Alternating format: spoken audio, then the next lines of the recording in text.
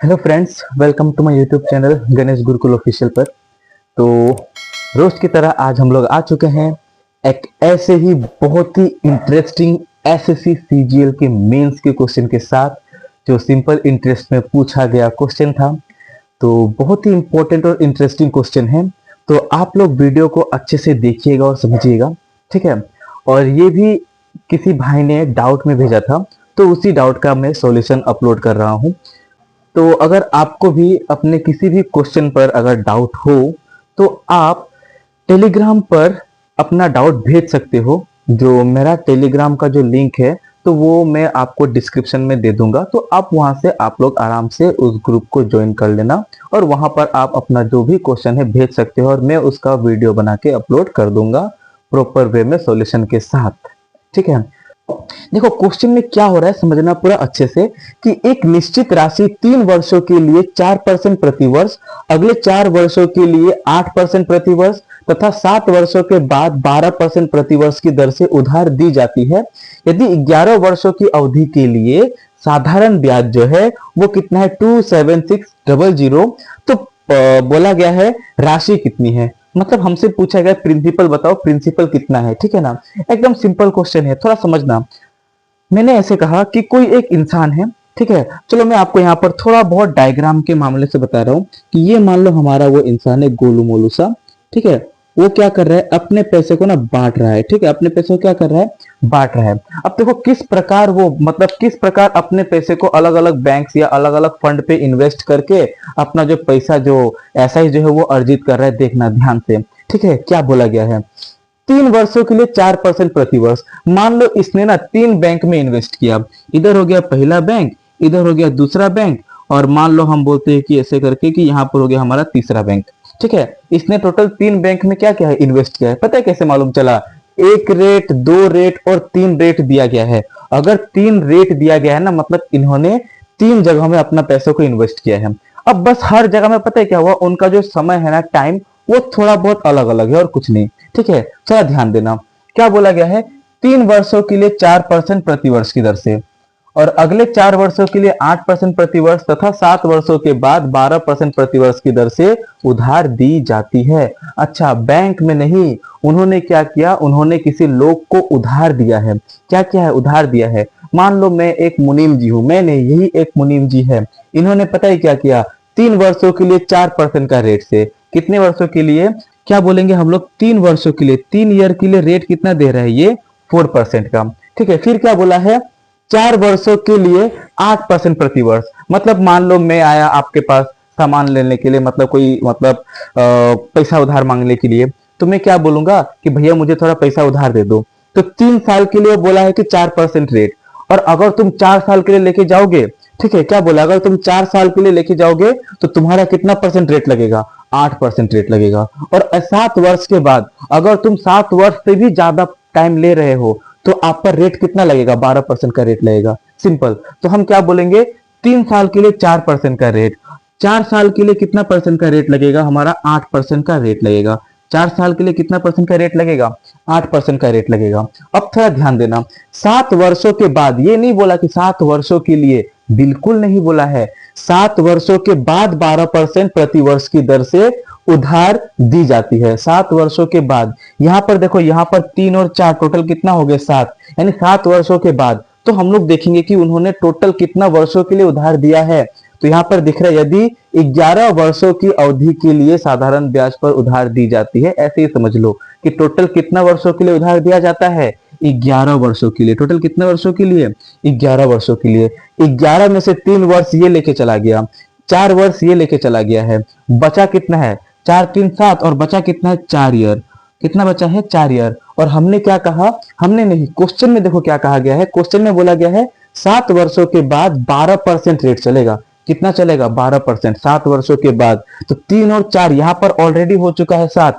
अब 7 वर्षों के बाद जो ये 4 साल पर ब्याज लगा है ना, वो पता है कितना परसेंट रेट पर लगा है, 12% रेट पर लगा है। ये पहले जो हमने 3 लाइन लिखा है ना, ये आपको अच्छे से समझ आना चाहिए, नहीं तो पक्का बताऊं आपका आंसर आएगा ही नहीं।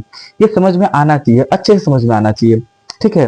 बहुत ही सिंपल है, कोई टफ नहीं है। क्या बोला गया, 3 वर्षों के लिए 4% रेट, तो 3 वर्षों के लिए 4% रेट, 4 वर्षों के लिए 8% रेट, यानी अगले 4 वर्षों के लिए 8% रेट, तो 4 वर्ष के लिए कितना हो गया 8% रेट। और बोला गया 7 वर्ष के बाद, ज्यादातर लोग ना यहाँ पर गलती से ना 7 लिख देते हैं और 7 लिख के यहाँ पर 12 लिखते हैं और अपना आंसर को खोजते रहते हैं, आंसर आता नहीं है। क्योंकि पता है क्वेश्चन में क्या बोला है, 7 वर्षों के बाद 12% प्रति वर्ष की दर से उधार दी जाती है यदि 11 वर्षों की अवधि के लिए साधारण ब्याज। मतलब टोटल कितना ईयर के दिया है उन्होंने, टोटल उन्होंने दिया है 11 साल के लिए, 3 इधर 4 इधर, तो 7 इधर हो गया। अब बचा कितना 4 साल, और 7 साल के बाद यानी 3 4 7, 7 साल के बाद जो 4 साल जो एक्स्ट्रा लग रहा है ना, उसमें रेट कितना लगेगा 12%। क्लियर। अब देखो थोड़ा समझना, अब हम क्या बोलते हैं, थोड़ा ध्यान देना। अभी हमसे पता है क्या बोला है, साधारण ब्याज कितना है 27600, यानी यहाँ का एसआई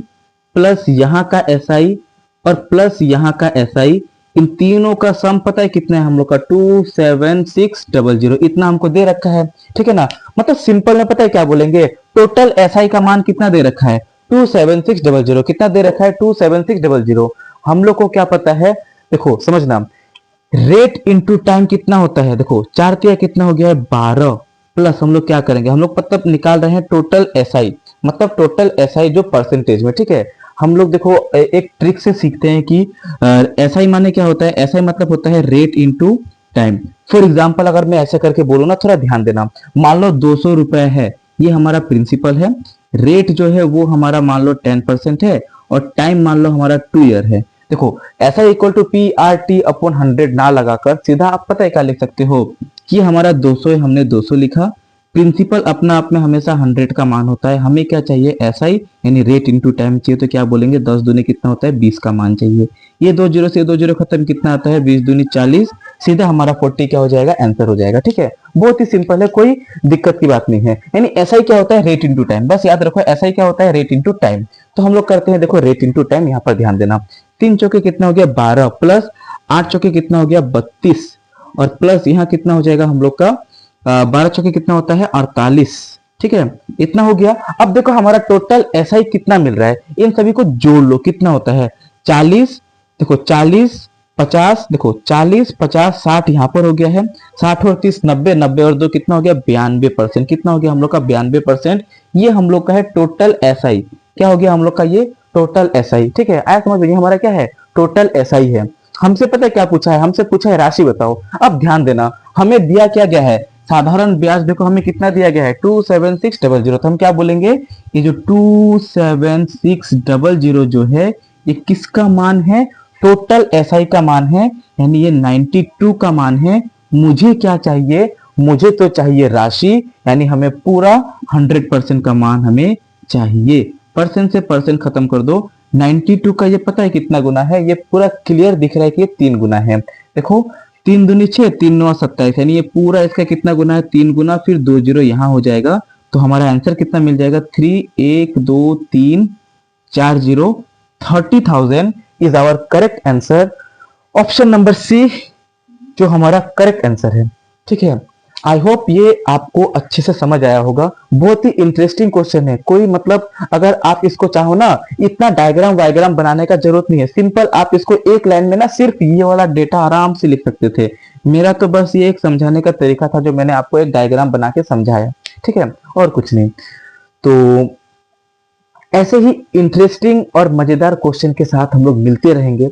ठीक है, अगर आपको इसमें भी कहीं ना कहीं अगर आपको डाउट हुआ होगा तो आप कमेंट कर सकते हो, तो मैं आपको पक्का मतलब लगने से और एक बार वीडियो बना के फिर से लगने से एक्सप्लेन कर दूंगा, कोई दिक्कत नहीं है। ठीक है, तो मिलते हैं ऐसे ही इंटरेस्टिंग और नए क्वेश्चन के साथ, और हमारे चैनल से जुड़े रहिए, सपोर्ट दिखाते रहिए, ताकि मैं ऐसे ही इंटरेस्टिंग क्वेश्चंस के सॉल्यूशन और वीडियोस लाते रहूं जो आपके रिवीजन करने में आपका बहुत हेल्पफुल होगा।